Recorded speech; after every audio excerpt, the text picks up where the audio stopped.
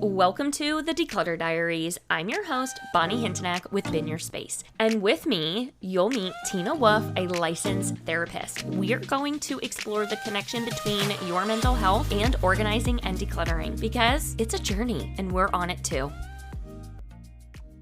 Hey, Tina. Hey, Bonnie. So you made me start that way a few episodes ago and I was like, oh. Oh, man. Total impromptu conversation. So we have no idea where this is going to go. Great. I just think it's something that we haven't uncovered.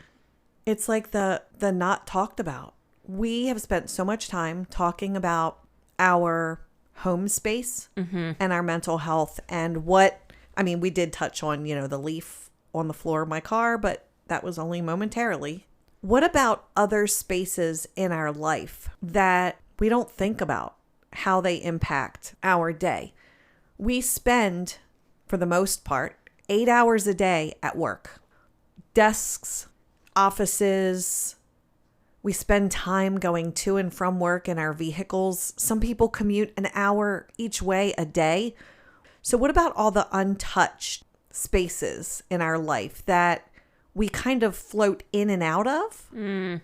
That we don't realize how they impact our mental health or how we can create more calm in those spaces. I did have a client who hired me to help her specifically with just her car. Oh, tell me more. Because, like my car is my windows down, hair blowing. That is my, that's my jam. space. Yep. That is my space. Yeah. So she has, I believe, a 2-year-old. And the 2-year-old likes to bring stuffies from the house to the car, but they don't make it back in the house. Oh, boy. I think she had 30-something stuffed animals in there, toys, books, but then there's also, trash piles up. I don't know about you, but I am one who just puts trash in that little door cubby. And, when I go to a gas station or at home, I take the trash out, walk it over to a trash can before I even enter my house or empty it when I get gas. But that piles up. Her glove box, her trunk, there's just like things for, the weather, umbrellas. She had 4 umbrellas in there. So her big stressor was, this is the family car. I need this to be more functional and clear because now her daughter's getting older and they use that car all the time that she doesn't want it to feel so stuffed. So we worked together virtually, which was amazing. So she told me exactly some things that she wanted. I had her change from using umbrellas to ponchos because typically it's like, are you going to get the umbrella out of your car and actually open it and take it inside? And have 3 people under it. Correct. So when you're a parent and you have children, you can't have one umbrella and your kids are like, attached to your thigh trying to stay under this umbrella. You have one kid on one leg, one kid on the other, right. And you're just walking. And you've got the other one on a papoose on the front of you, right? So that makes sense. And I would have never thought about that because I'm beyond the days of having small children. And ponchos, what a great way. You can put them flat in a storage bag. So she told me exactly what she wanted in her car. We talked about emergency things. So wipes, diapers, that kind of stuff. Change of clothes. A certain amount of books or toys and things like that. So I worked with her in getting a car organizer for the trunk, which is a game changer. I have another friend who messaged me and she bought the same trunk organizer from my Amazon store. And she was like, I don't know why I didn't do this sooner. So this client got it. And I worked with her to say, okay, let's organize, the emergency things here, the things for the kids here. You can have, let's choose 3 books or 2 toys or whatever.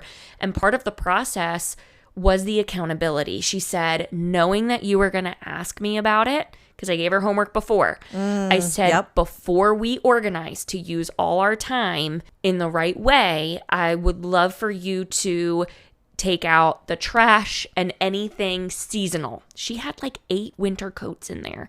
So again, it's kind of like a drop zone. You close the door, out of sight, out of mind, you walk away, but then it comes back in mind when you're back in the car. But we don't think about these spaces.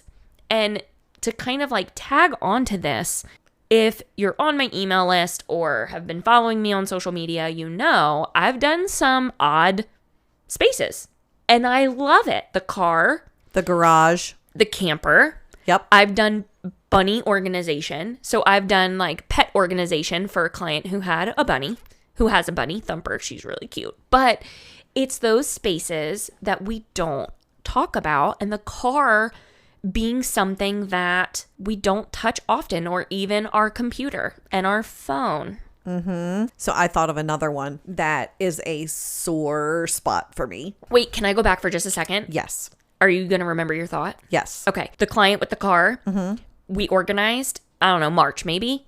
To this day, it still looks the same as when we organized it. She's loving the system and she's able to keep up on it. And it has brought her mental clarity since. So I'm hearing another episode.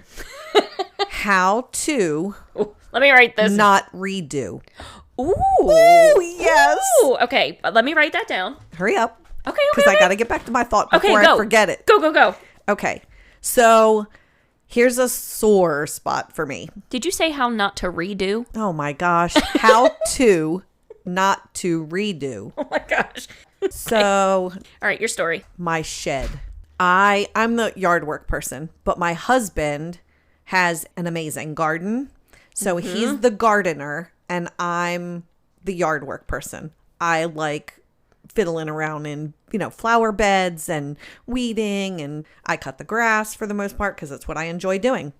My shed is a hot mess. It's not a functional space. It's not a usable space. I open the door and I look at it and hold your ears. I'm like, I can't handle it. It's terrible. So it makes me not want to do the yard work. It makes me not want to keep my yard looking the way I like it to look, so that when I pull in my driveway, the first thing I see is my clean yard, and that space invites me into my home. Or something as simple as your porch. So my porch for the longest time was a catch-all. Shoes, umbrellas, empty flower pots, you name it. And then you end up walking up like I did the other day. I walked up on my porch and I went, I'm not good. Before I even got into my house, my porch was a mess. And then you turn around, get back in your car, and you're like, bye. Well, no, because Atlas, you can deal with. because my car might be a mess. So, in our last episode, I don't even know now, we've recorded so many, your space tells The story of your stress, your office, your car, your porch, your shed, your camper. Yeah, whatever it is, it doesn't have to be within the 4 walls of your house. Yep. It can be anywhere. It can be anything. So how do we get to a place where we can step back, close our eyes, and open them, re-envisioning what those spaces need to be for us to make them more conducive to a positive environment, a healthy environment? Again, we spend 8 hours a day at our desk, in our office, in our car, to and from. Those spaces matter. Yeah, they do. I get stressed in Ryan's car when there's too much like trash or water bottles, because he'll grab a water bottle from work and then drink it on the way home. Glad he's drinking water, but the water bottle then remains in the car and it doesn't make its way to the recycling bin before he gets into the house. But it's like it doesn't always leave the car. And so I think that beyond the 4 walls of our home, we have to be mindful in those other spaces too, because they also matter. And so something that Ryan and I have done every spring, once we've decluttered our garage, the first time we pull out the cars, because we can fit 2 cars in our garage, which a lot of people can't. Yeah. They Well, shove things I was in their just gonna garage. say- It's a catch-all. Yep. And, you have shelving, but then you just shove things on the shelving. Anyway, we are intentional in pulling out the cars and making sure that we kind of do a sweep in the garage of, do we still need this? Are we using this? Where does this go? Because things do pile up. And that's important to take the time to do that. Putting it on the calendar. We did the same thing with the shed. Now, we haven't done the shed in a while. Our shed needs some help. Most sheds do. I feel like when you're done doing all the things from the day, Yeah. you're tired, you Yep. want to take a shower, Yep. you just throw it all in there and you're like, I'll organize it next time. Well, and I think sheds sometimes too don't have shelving or systems that are conducive to the things that you have. A lot of things have to roll in and roll out. We have a snow blower. We have a lawnmower. We have an electric like a push mower. We have, what are those things called? Wheelbarrows. Yeah. We have a pressure washer. Yes. Yep. So it's like figuring out how to store those things too is also important. So can I plug Pinterest? I guess I know you have a little bit of contentions with Pinterest, but I'm just saying, go ahead. I have not yet gotten to my shed as a place that I've organized. It's still in chaos, but I have created a Pinterest board with ideas to spark proper containment, storage, etc. So I've looked on Pinterest and said, oh, that would work in my space, or something similar would work. So I'm not necessarily trying to recreate the wheel or take a picture, because you can get so caught up in, oh, I want it to look like that. And that's a whole nother mental health disparity when we try and make something look like what a picture says it should. But maybe that's another episode. But it is a storage space on my computer where I can put an idea that I know I want to get back to when I organize that space. And you've been talking about organizing this shed. I remember you invited me over and you were like, hey, if you want some unique content, I'm going to be pulling out everything in my shed. Wasn't that in the spring? I don't even know. That didn't happen. No, it didn't. We got to put it on the calendar. That might be the only way it gets done. I'm not. Okay. So I tell clients all the time, if something is important to you, you put it on the calendar. If you don't put decluttering or organizing and be specific, you're not going to do it. So, if you have a Saturday with an extra hour, organize the car, declutter the car, whatever. Start with trash. Get all the trash out. Then get all your seasonal things out. And literally put everything that's in your car out, just like you would any other space.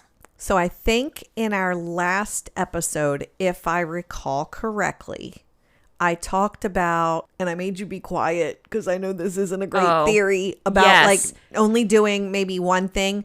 Think about if you only have 2 or 3 minutes. So when you go to get gas, instead of standing there and holding the nozzle, set the little lock. The pump's going to auto shut off when it's full, and grab some stuff out of your car that needs to be thrown away. Question. Answer. What if you have an electric car and you don't go to the gas station? Then what? I'll get back to you on that. So we have a trash can in our garage. Keep a trash can in your car. So they have ones. I know they do. Yeah, that are really nice that hides the trash. It doesn't look like a typical trash can. Yeah, it's like a little leather kind of thing with, I think my son has one in his car. Somebody I know has one, but it helps just to contain. But again, it goes back to changing the habit in your mind and not letting your space, your car, your camper, whatever, become a catch-all for things to get back to later. It goes with any space, honestly. So we touched a little bit on offices. I have a home office. I have a work office. And I have a school office because I'm in multiple locations. You have a lot of spaces to keep organized. So let's think about how that space can manifest or change. Like, what about the person who works from home a day or two a week and has a home office space, and then they're in their stationary office space a day or two a week, and they take things back and forth, or, there's things that you need. That can be very overwhelming, trying to keep those two spaces clean and organized. And what is the impact on your mental health when your office is cluttered and chaotic? Well, I feel like you're not as productive. Yeah. Because all you're doing is looking at the things that need to be done. You're looking at all the reminders and then can't get to the next step. So the other day, I was a little overwhelmed with some things that I needed to do for the business. And I just pulled out a sticky note and I wrote down the 3 things I needed to do for the business. And then I knew I needed to put ribs in the oven to slow cook for 3 hours. So I wrote that down too, because then it took that remembering off of my brain. Yep. But if I keep things out on the desk, or even when I had a classroom, if I kept things out as reminders, I know we've talked about this so much, but when things are out of place, it's just so chaotic to me. So it is that reset routine. I would reset my classroom at the end of the day. I specifically had jobs, and I talk about this in my classroom guide, but I made classroom jobs that helped reset the classroom for the next day. So it took pressure off of me and it gave kids more responsibility. They enjoyed my space a little bit more. Then it wasn't so chaotic. It felt more calm. And we were able to be more productive because stuff just wasn't everywhere. Papers that you collect, I just threw in a bin, all the things. And I think that society has labeled OCD as being that I need everything in a place and I need it neat and tidy and I gotta, That's not what OCD is. I know. It's gotten that vibe. Mm-hmm. And I do. Stigma. I do have OCD, title. But it's not that. I can function when my space is a little chaotic. I don't like it. Right. I'm not as productive. I can still function. Right. To a degree. Anyway. Go ahead. Can we think of any other spaces that may... I think of businesses. Mm-hmm. Just the workplace in general. When I go somewhere, I am now really looking to see in a non-judgmental view of how chaotic a business, how their space is. We went to a coffee shop, Ryan and I, and there's just too much stuff. It didn't feel as warm and welcoming. There was too much stuff out. So that's a great segue from kind of talking about, also recognizing our external spaces. And those external spaces can be more than our car, our shed, our office, our workspace, whatever the case may be. But it's also about spaces that we enter into and we spend time in. For me, I frequently gauge what restaurant I'm going to go to that evening. Rick and I tend to eat out a lot, probably more than we should, but we're at that season in life where, we don't have children at home anymore. So after a long work day, we want to sit across the table from one another and connect. And I will oftentimes say, oh, this is so frustrating. There's no place in my area that gives me the vibe I'm looking for. And not to plug a couple local places in Maryland, when Rick and I want an intimate, kind of fun, upscale, having drinks and apps, we'll drive 25, 30 minutes over to Liquid Libs in Timonium because it's a great vibe for us. Or if we want a low lit, quiet environment, it's just the way you feel in a space is important. And that can be shopping. Mm-hmm. That can be dining. The dentist. I've had my dentist actually ask about organizing services. That's interesting. Yeah. I would have never thought about that. Well, because they were new. They're new in Westminster.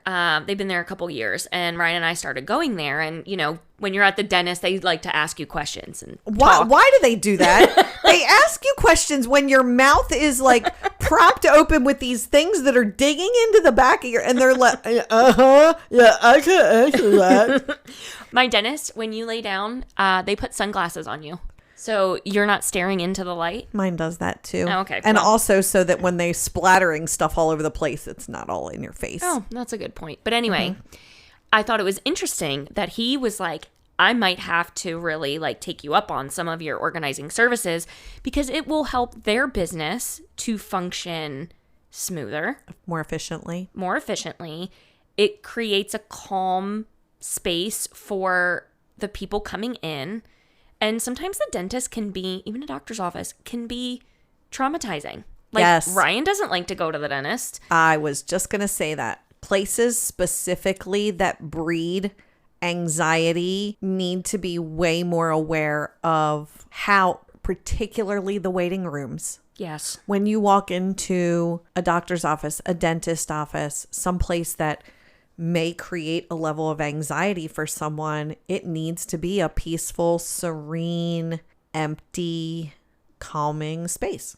So I have to shout out Crosswind, the church that we've been going to, because they have redone it's not really a lobby area. The entryway. So they have been redoing the whole area of like, it used to be just, if you think of like a classroom floor, it used to be like that kind of tile and white bright lights. They redid the floor. They hung lights that you would like put out on your deck. They Wonderful. got new furniture.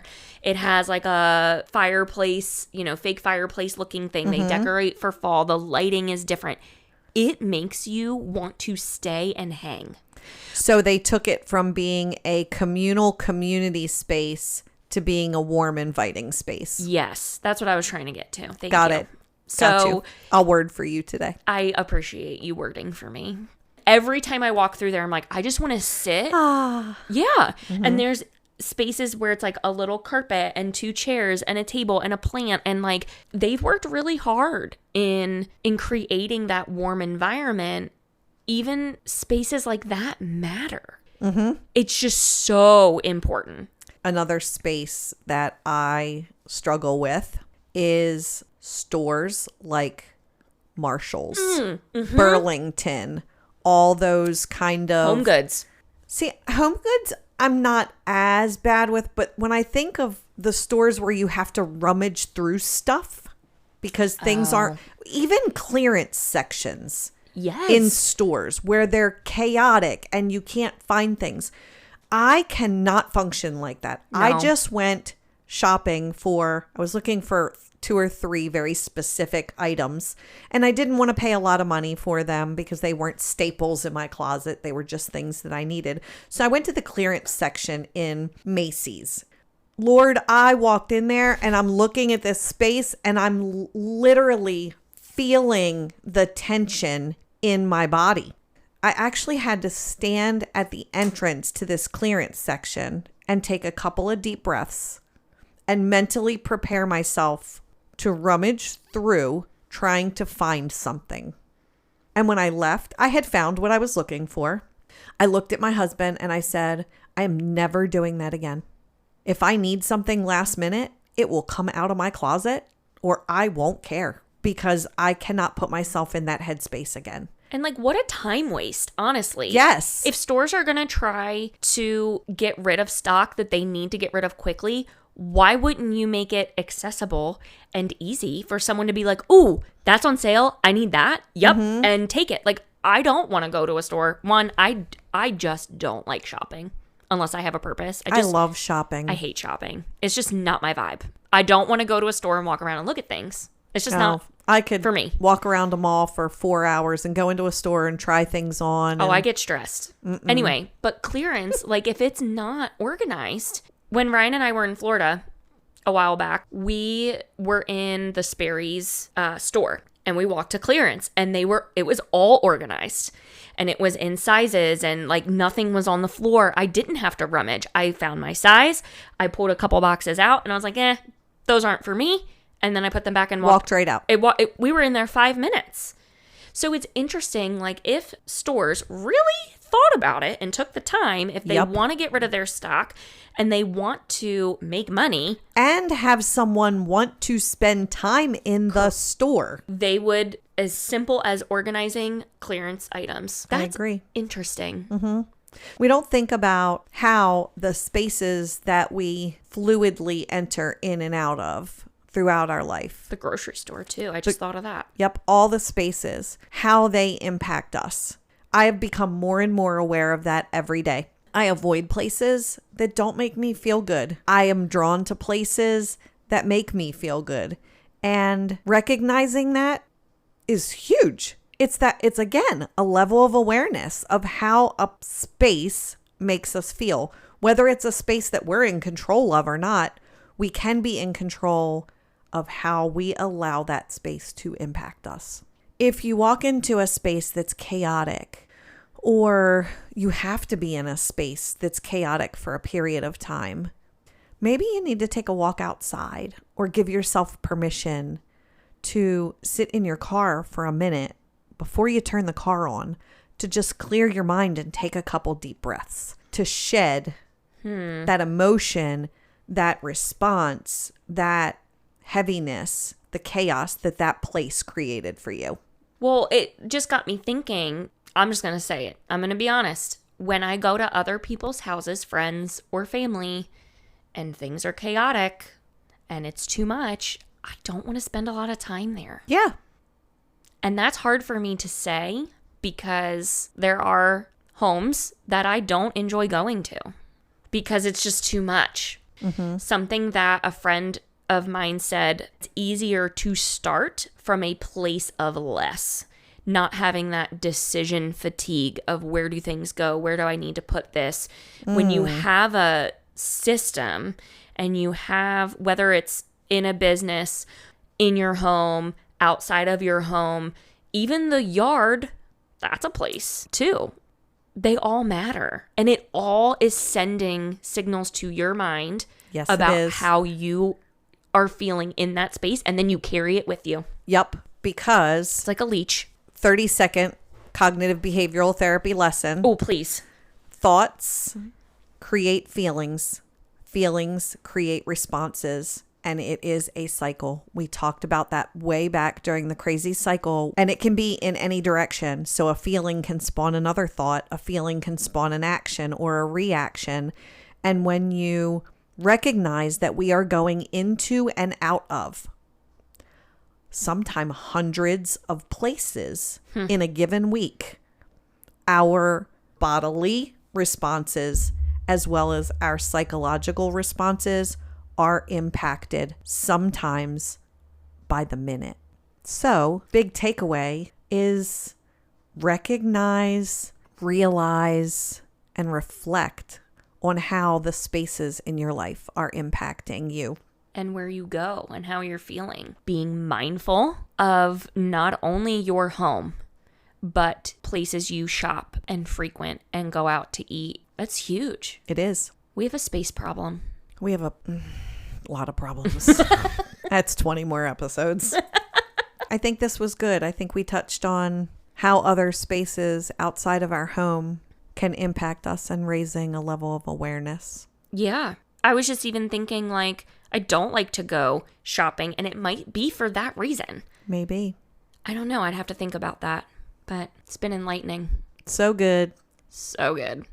I'm going to go think about my space. Which one? I don't know. Probably my car, because that's the next space I'm going to get into. I got to vacuum out my car. I was thinking about it the other day just because of this time of year. Mm-hmm. Things just stick to my shoes. Leaves. Leaves. And mulch. Sorry. Okay. Slow your roll. I'm trying. That was a visceral response. Yes. Well, and with the dog, he gets things attached to his fur and they come into my car. And the dog hair in my car. Mm-hmm. It's a whole other thing. Yes, so it is. Anyway. Yeah. All right. Well, till next time. Till next time, whatever that episode might be. Yep. Be mindful of how you feel in every space and walk away if you need to. Take a moment, take a breath, recenter yourself and ground, because you need to be in control of how things impact you from the outside in. And you can control that. It's the only thing we can control. is our responses to things. So wise. Yep. See you next time. Bye, friends. Thank you for tuning in to the Declutter Diaries. We hope you found this episode helpful and inspiring. Don't forget to subscribe, like, and share this episode. Join our community, Bin Your Space, on Instagram and Facebook for more decluttering tips and inspiration. See you next week.